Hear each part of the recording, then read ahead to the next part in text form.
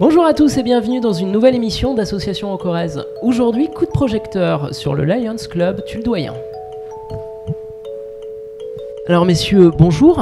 Bonjour. Bonjour. Le Lions Club, il est présent un peu partout, on en entend souvent parler. Qu'est-ce que c'est exactement ? Le Lions Club, c'est une très vieille institution qui a eu 100 ans l'an dernier, qui a été fondée par Melvin Jones à Chicago.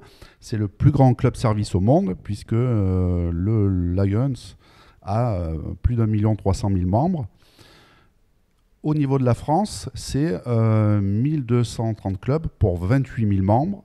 C'est 5 000 manifestations par an qui sont organisées. C'est 16 millions d'euros qui sont collectés et qui sont intégralement reversés au profit d'œuvres caritatives. Et puis, au niveau des actions du Lions, il y a, pour résumer, 4 actions essentielles. La première, c'est la lutte contre la cécité. La seconde, la lutte contre le diabète. Nous menons également des actions en faveur de la jeunesse. Et puis, au travers de sa fondation LCIF, le Lions Club International envoie des fonds en faveur des sinistrés dans le monde entier.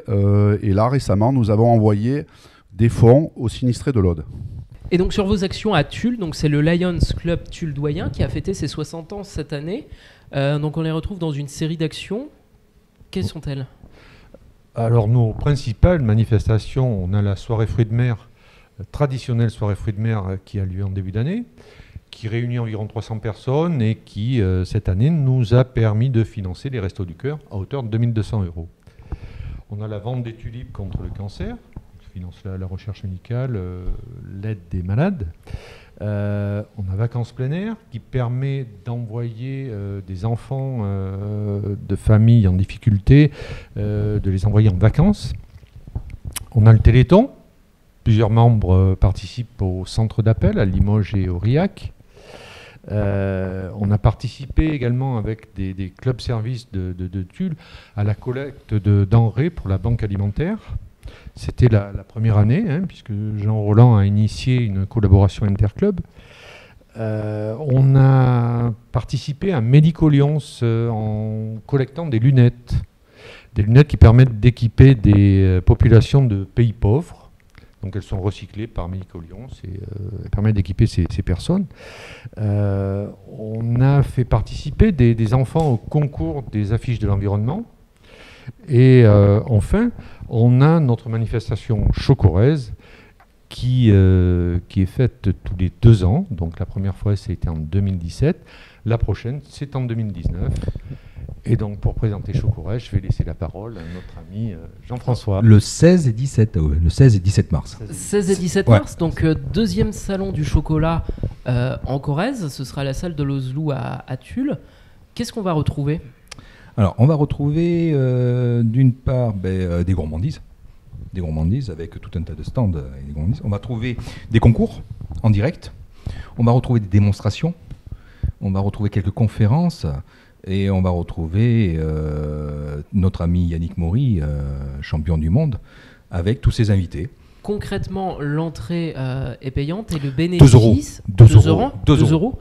Et le bénéfice, du coup, engendré, il sert à... Il est complètement redistribué, à l'association. Oui, on avait donc 4 000 € à l'épicerie sociale et on a financé 4 boîtes à livres qui ont été installés dans la ville de Tulle.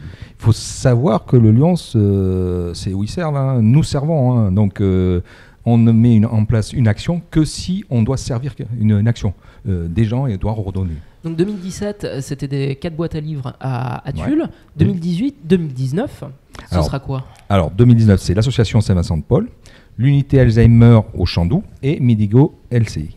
Et alors concrètement, ça va servir à investir dans quelque chose ? Alors là, pour vous parler brièvement de Saint-Vincent-de-Paul, c'est une association qui est très ancienne, qui a plusieurs siècles et qu'on retrouve dans les pays du monde entier.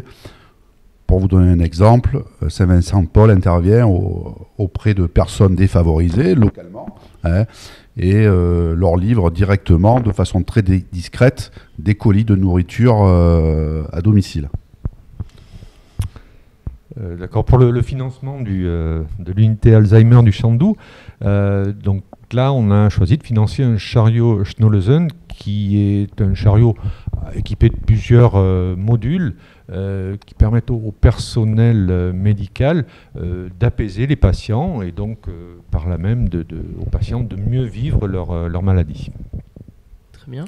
Et pour finir, on a décidé de financer Médico LCIF, qui est la branche du Lyon qui intervient souvent sur les catastrophes naturelles, puisque Médico Lyon a été sur toutes les catastrophes qu'on a vues récemment à la télé. Un petit mot pour conclure. 2019, comment vous le voyez, Monsieur le Président ? 2019, nous avons du pain sur la planche, parce qu'en plus des actions que vous a citées, Franck, nous allons mener 2 actions nationales. Nous avons décidé de le faire localement. Je vous ai parlé tout à l'heure de la lutte contre la cécité et de la lutte contre le diabète. Donc nous avons signé une convention pour pouvoir organiser, alors ça n'a rien à voir avec le salon du chocolat, un dépistage du diabète sur Tulle. Et nous avons également décidé de financer, mais avec l'aide des autres clubs Lyons du département, une canne électronique qui sera donnée à une personne aveugle qui se trouvera très certainement sur le département de la Corrèze. Eh bien, je vous remercie. On se retrouve très vite pour une nouvelle émission. Merci. Merci.